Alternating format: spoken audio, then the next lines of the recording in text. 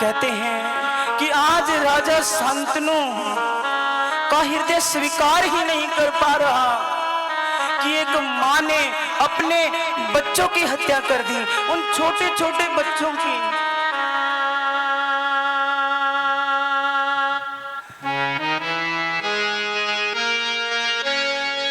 राजा शांतनु आज पीड़ा में बैठे हुए हैं। समय बीतने लगा और फिर सूचना मिली कि राजा शांतनु के 8वें पुत्र ने जन्म लिया है।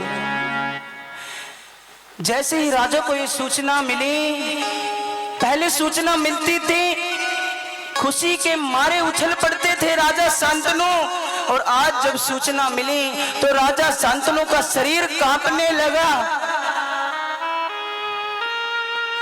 और दौड़ करके खिड़की के पास गए और देखा कि गंगा ने हर बार की तरह उस बालक को उठाया और नदी में डालने के लिए चल पड़ी।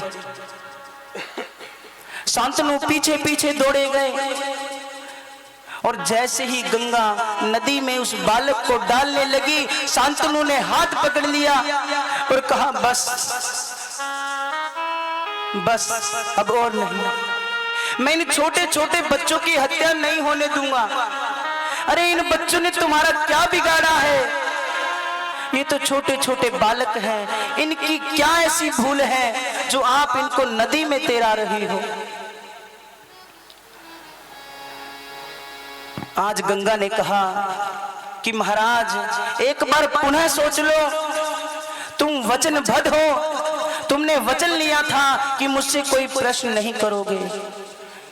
शांतनु ने रोते हुए कहा कि जिसने तुम्हें वचन दिया था वो एक चंद्रवंशी राजा था, और जो तुम्हें रोक रहा है वो एक पिता है।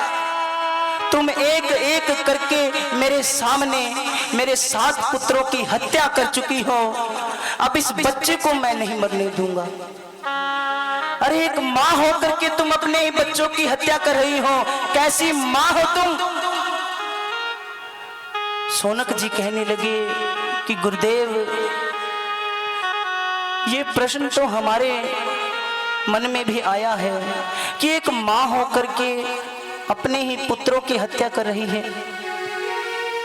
सूत जी कहने लगे, जब शांतनु ने भी गंगा से ये पूछा तो गंगा ने शांतनु से कहा कि महाराज मैं इन बच्चों की हत्या नहीं कर रही, मैं तो इनका भला कर रही हूँ, उनको श्राप से मुक्त कर रही हूँ।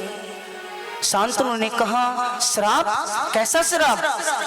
गंगा ने कहा महाराज पिछले जन्म में आप राजा महाभीष थे और ब्रह्मा जी के श्राप के कारण हम दोनों धरती पर आए हैं और उस श्राप को जी रहे हैं, और आज मैं इस श्राप से मुक्त हो गई हूँ।